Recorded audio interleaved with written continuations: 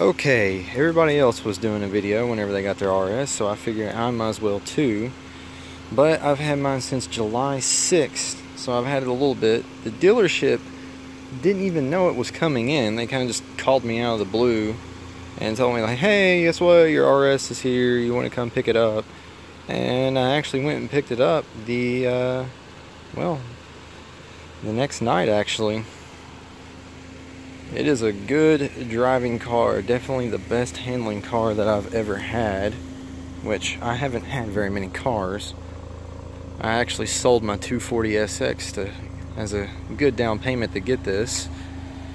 Unfortunately, no matter where I looked, I could not get one without the markup on it. I paid $5,000 on the markup, but the Ford dealership actually treated me very well. Some dealerships were actually wanting $10,000 markup.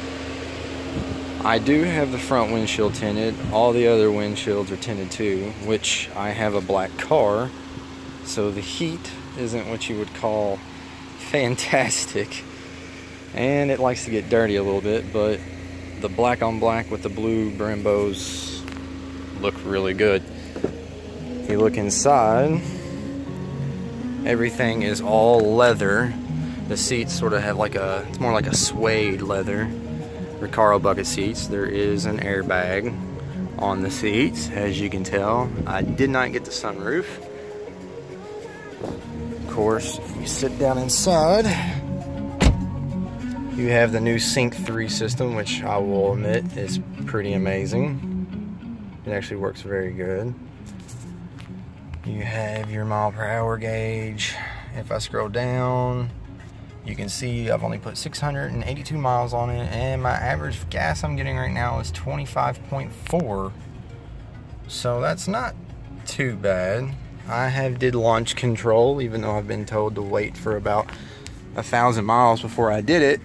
But I have their platinum package, so even if something does go wrong, I'm pretty much covered. But this car is wonderful. It drives very good. What I do wish that they ended up doing was, this doesn't auto dim, and the ones over in Europe do. Also doesn't have the folding mirrors and stuff in it, of course, but the Sony sound system inside the car, okay, I will admit it does sound really good, but the sub is lacking. And I can actually show you the sub. It's kind of pitiful, really.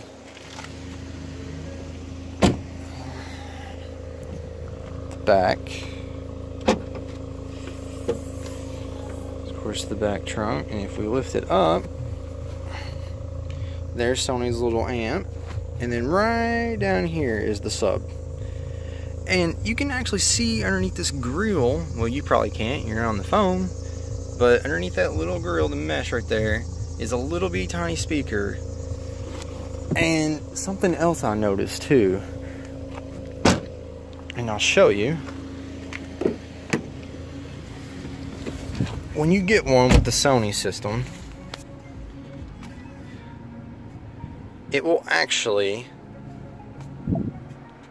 you see how I have the fade set up mostly towards the rear?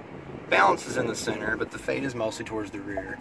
And I got the bass turned up all the way. Alright, well, the reason why that is because I had somebody sitting in the back of the car on the way back from the dealership, and they're like, I can't hear the sound back there.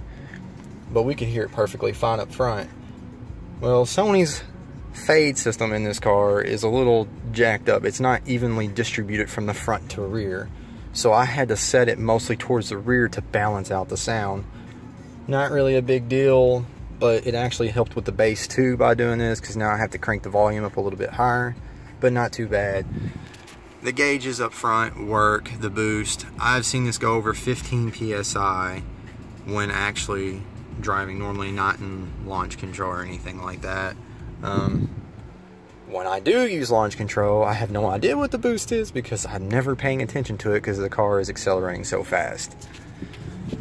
But I just thought I'd give you guys a quick glimpse. I'm new to the whole YouTube thing, and I don't know how many reviews or anything I'll be getting. I don't know how I've actually if I did mess up on this video, I'm sure somebody will probably say something. Someone always does. But I just wanted to give you a glimpse of what it looked like. And that's my car, and I love it.